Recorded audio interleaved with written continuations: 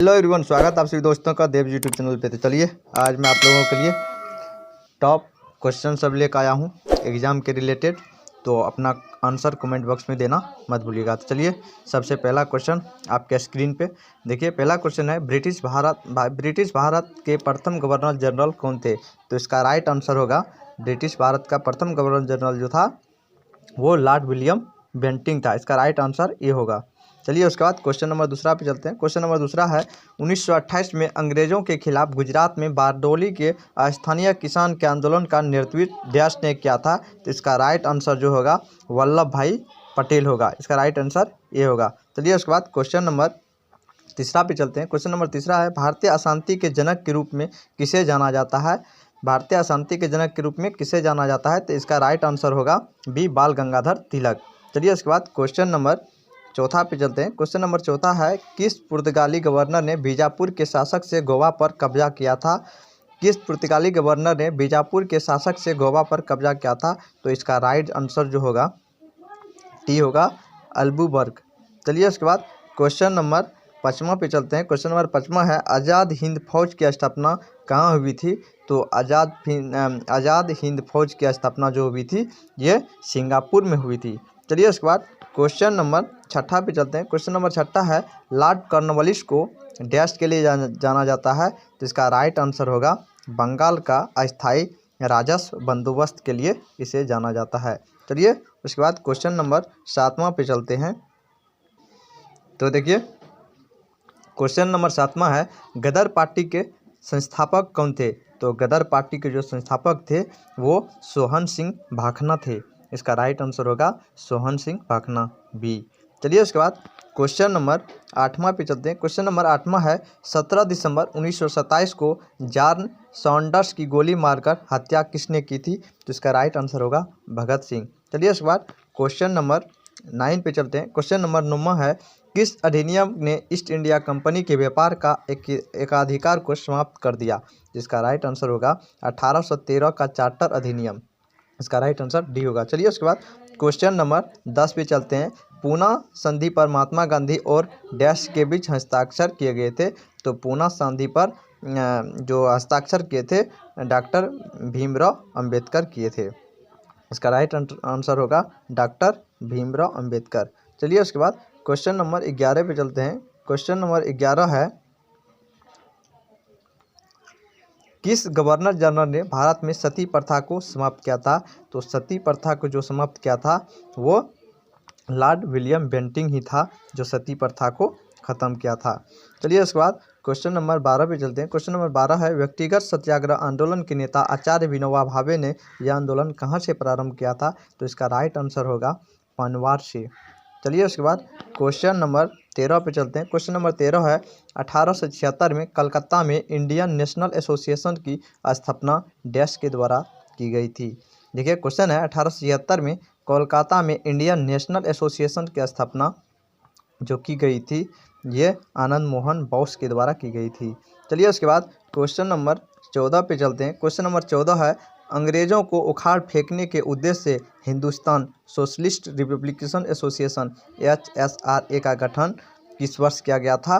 तो इसका जो गठन किया गया था 1928 में किया गया था। चलिए उसके बाद क्वेश्चन नंबर 15 पे चलते हैं। क्वेश्चन नंबर 15 है, महात्मा गांधी ने डैश वर्ष में नेटाल इंडियन कांग्रेस का गठन किया था? तो इसका राइट आंसर होगा 1894 में। चलिए उसके बाद क्वेश्चन नंबर 16 में चलते हैं। क्वेश्चन नंबर 16 है, 1920 का खिलाफत आंदोलन डैश के साथ हुआ? अन्याय के विरोध में आयोजित किया गया था। किसके अन्याय के विरोध में 1920 में जो खिलाफत आंदोलन हुआ था किसके विरोध के लिए हुआ था? इसका राइट आंसर होगा तुर्की के विरोध के लिए हुआ था। चलिए इसी तरह के क्वेश्चन के लिए मेरा चैनल को सब्सक्राइब कीजिए। देखिए बिहार SSC के लिए टॉप महत्वपूर्ण क्वेश्चन इसमें 50 है। 50 क्वेश्चन का आंसर आप लोग कमेंट बॉक्स में दीजिएगा तो क्वेश्चन भी और आंसर भी आपको याद होगा। चलिए क्वेश्चन नंबर 17 पे चलते हैं। क्वेश्चन नंबर 17 है, रॉलेट एक्ट का प्रतिक्रिया के रूप में डैश को राष्ट्रीय अपमान दिवस के रूप में आयोजित किया गया था? तो इसका राइट आंसर होगा 6 अप्रैल 1919 में रॉलेट एक्ट की प्रतिक्रिया को अंतर्राष्ट्रीय अपमान दिवस के रूप में आयोजित किया गया था। चलिए उसके बाद क्वेश्चन नंबर 18 पे चलते हैं। क्वेश्चन नंबर 18 है, भारत में सिपाही विद्रोह डैश ने शुरू किया था? सिपाही विद्रोह कौन शुरू किया था? तो मेरठ। चलिए उसके बाद क्वेश्चन नंबर 19 पे चलते हैं। क्वेश्चन नंबर 19 है, ब्रिटिश ईस्ट इंडिया कंपनी ने डैश में पुर्तगालियों को हराया था। तो ब्रिटिश ईस्ट इंडिया कंपनी जो है सुवाली का युद्ध में पुर्तगालियों को हराया था। चलिए उसके बाद क्वेश्चन नंबर 20 पे चलते हैं। तो देखिए 20वां नंबर क्वेश्चन है, अलीगढ़ आंदोलन डैश के द्वारा शुरू किया गया था।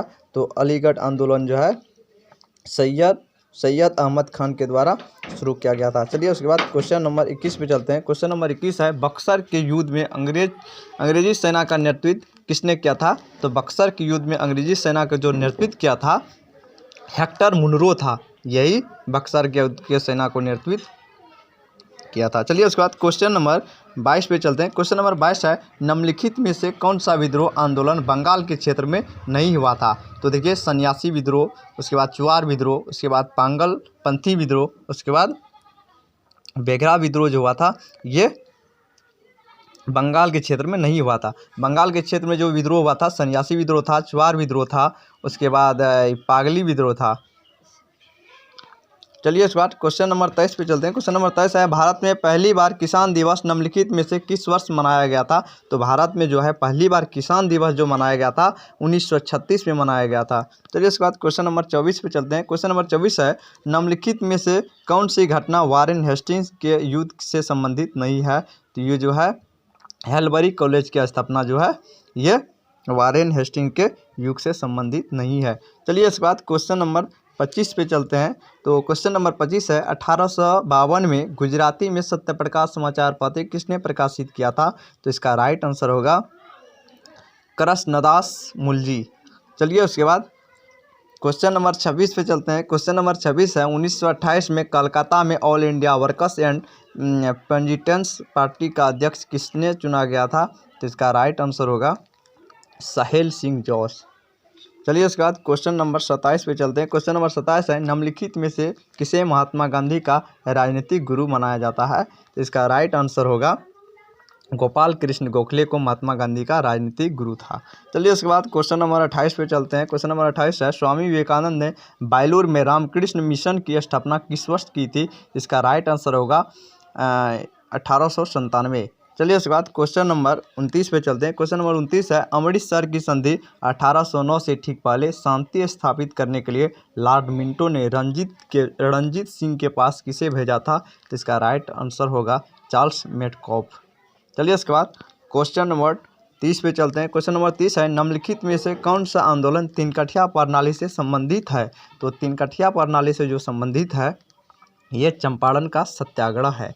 चलिए उसके बाद क्वेश्चन नंबर 31 पे चलते हैं। क्वेश्चन नंबर 31 है, भारत का कौन सा गवर्नर जनरल ओवेन मेरिडेथ के नाम से कविता लिखा था। तो इसका राइट आंसर होगा लॉर्ड लिटन।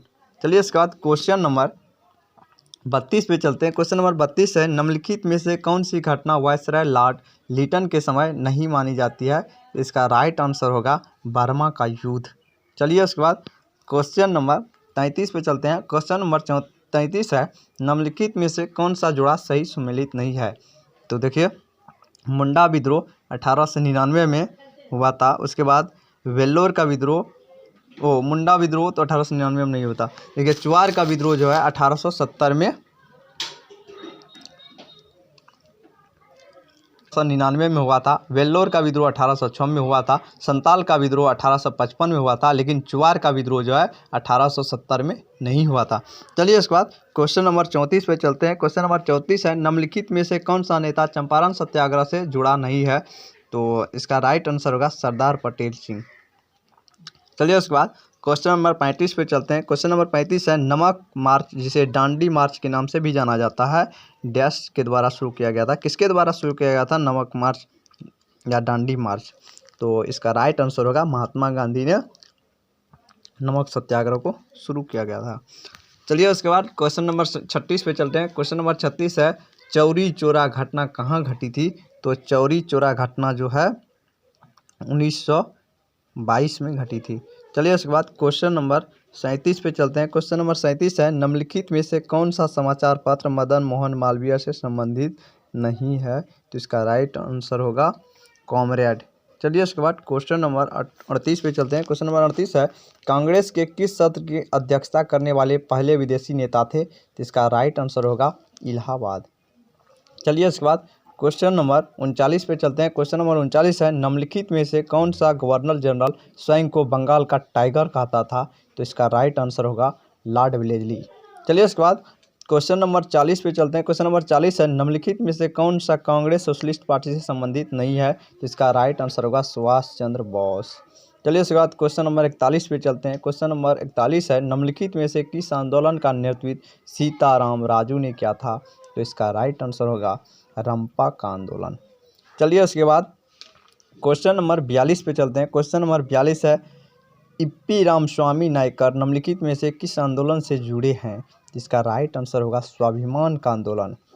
चलिए उसके बाद क्वेश्चन नंबर 43 पे चलते हैं। क्वेश्चन नंबर 43 है, निम्नलिखित में से कौन सा विद्रोह राजा भारमल को हटाने के कारण हुआ था? तो इसका राइट आंसर होगा कच्छ का विद्रोह।